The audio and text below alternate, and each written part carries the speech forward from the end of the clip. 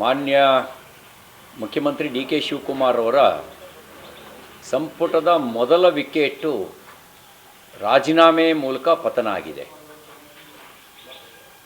ಇತ್ತೀಚೆಗೆ ಅವರು ಸಂಪುಟ ದರ್ಜೆ ಸಚಿವರಾಗಿ ನೇಮಕ ಮಾಡಿದ್ದಂಥ ಶ್ರೀ ರಾಮಲಿಂಗಾರೆಡ್ಡಿಯವರು ಹಿರಿಯ ಕಾಂಗ್ರೆಸ್ ಮುಖಂಡರು, ಅವರು ರಾಜೀನಾಮೆ ಕೊಟ್ಟಿದ್ದಾರೆ. ಮಾನ್ಯ ಮುಖ್ಯಮಂತ್ರಿ ಶಿವಕುಮಾರ್ ಅವರ ಮೊದಲ ಸಂಪುಟ ಸಭೆ ಪತ್ರಿಕೆಗಳು ವ್ಯಾಖ್ಯಾನಿಸಿದ್ದು ಸಿಕ್ಸರ್ ಹೊಡೆದ ಶಿವಕುಮಾರ್ ಅಂಥೇಳಿ. ಸಿಕ್ಸರ್ ಏನೋ ಹೊಡೆದ್ರು, ಆದರೆ ಆ ಸಿಕ್ಸರ್ ಜೊತೆಗೇ ಹಿಟ್ ವಿಕೆಟು ಆಗಿದೆ. ಇದು ಸೂಚಿಸುತ್ತೆ ಆಂತರಿಕವಾಗಿ ಎಲ್ಲವೂ ಸರಿ ಇಲ್ಲ ಅನ್ನೋದನ್ನು. ಇದು ಸೂಚಿಸುತ್ತೆ